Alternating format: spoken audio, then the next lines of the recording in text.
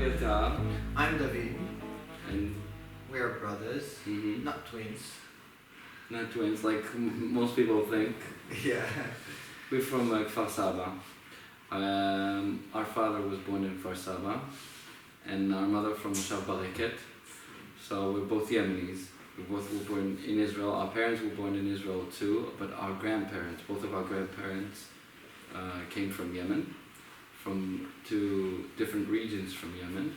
So they're kind of different. Which ones? As Yemenis. So my father, his family is from Khawlan, which is a district next to Sana'a, which is the capital.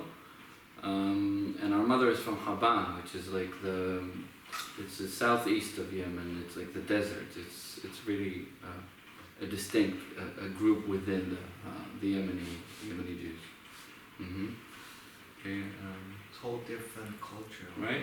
Yeah, they're very like far away from each other and like in this Yemenite culture. A lot of the Jewish communities were in the Arabic world, so it's kind of a conflict that you need to solve as a young kid, and in your mind, and a conflict that you need to solve in your mind. That so where am I? Am I on the enemy side, or am I on the Israeli side? So it's kind of it's conflict. I felt like that's why I felt. I think that's to be that my roots are wrong. Okay. That all your life, the society tells you that being sort of Arabic or like whatever comes with that word Arab, it's negative. Yeah. You kind of try to elegantly avoid that thing that called Arabism, and you kind of, as a young kid, you try to avoid that, okay? But when you reclaim that, you realize it's just who you are, and that's fine. It's not even cool. Nowadays, people try to make that cool thing, you know.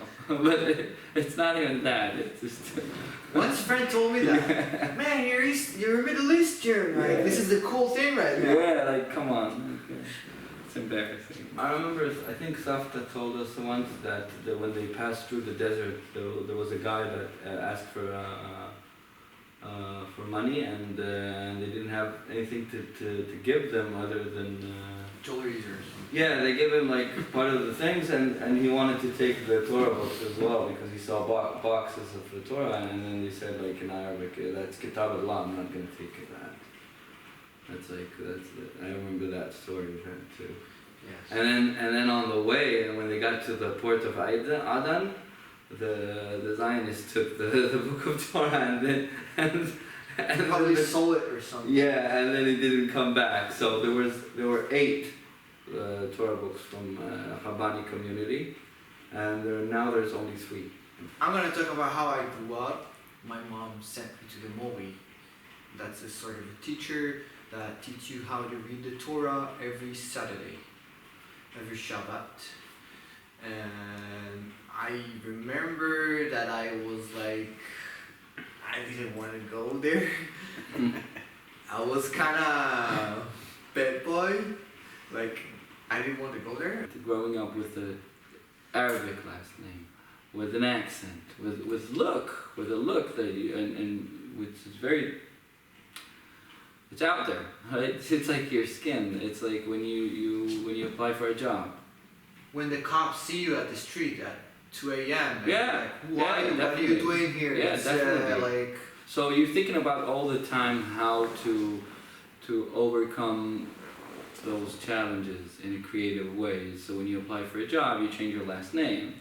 Yeah. When you're talking on the phone, you'll be like, "Hey, shalom," talking like an Ashkenazi person, because you wanna be perceived as someone that is educated or something that from good quality or whatever you want to call it. But and if you're getting approached by a cop, you'll be like, "Shalom, ma shlomcha," with like an Israeli accent. Like you make sure you're not gonna be the house. you know, you make sure you're not gonna be the potential Arabic or terrorist when you go to an airport. I'll definitely initiate the conversation with the person who comes to question me, because if I'll be like silent mode, he'll be a lot more suspicious, right? So that's one of the things you need to overcome, but you learn to live with that.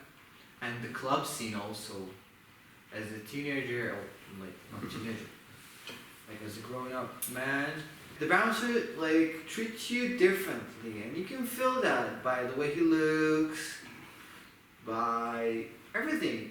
You don't have to be stupid, like in order to understand that you're not going in because you're brown, you don't fit the image. The musical part about reading Torah, it got me like, I have a place to express my feelings and my musical word, like how I see the words.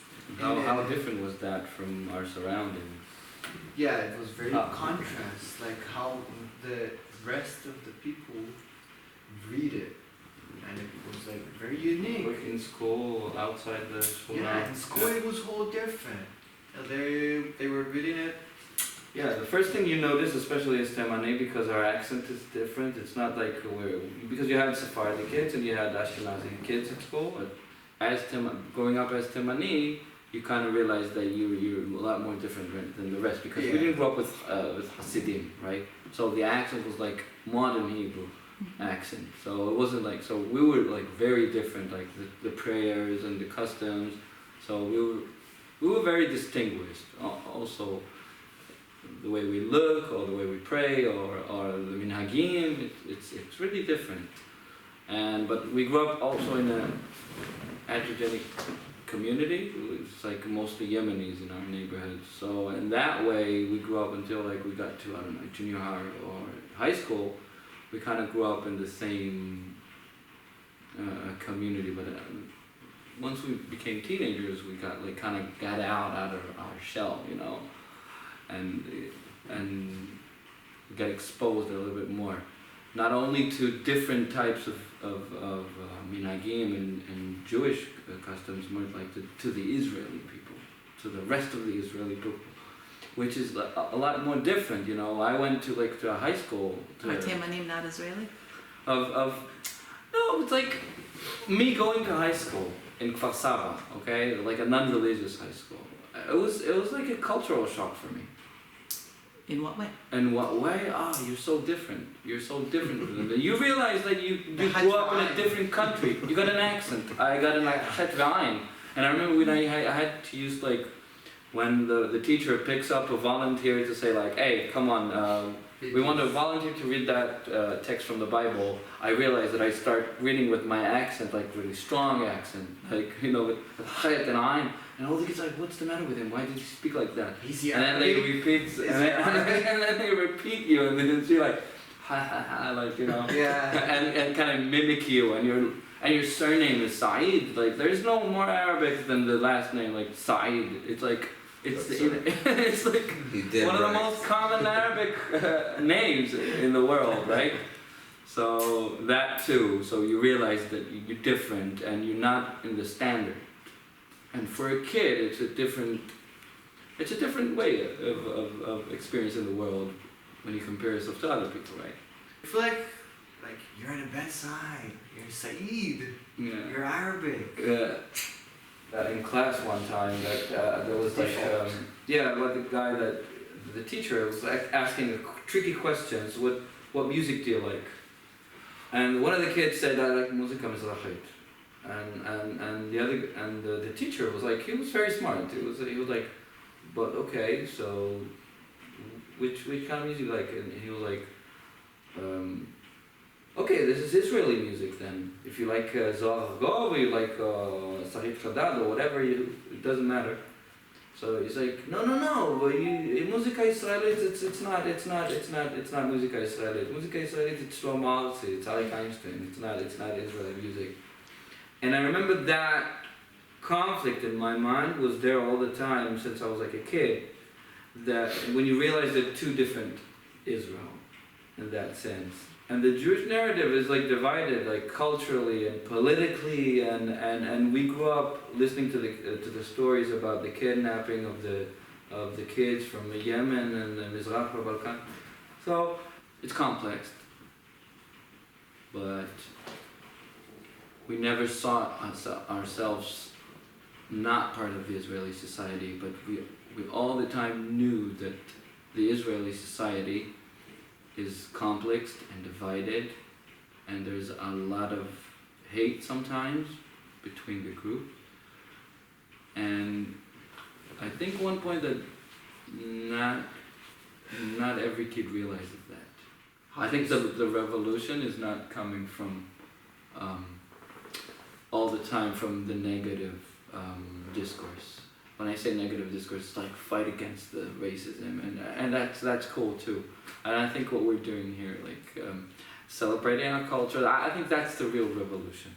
Just being out there and being like, okay, we celebrate that regardless. It's not about, we're not trying to fight anyone. It's like, but just by doing that, that's a lot. I study at high school yeshiva musical.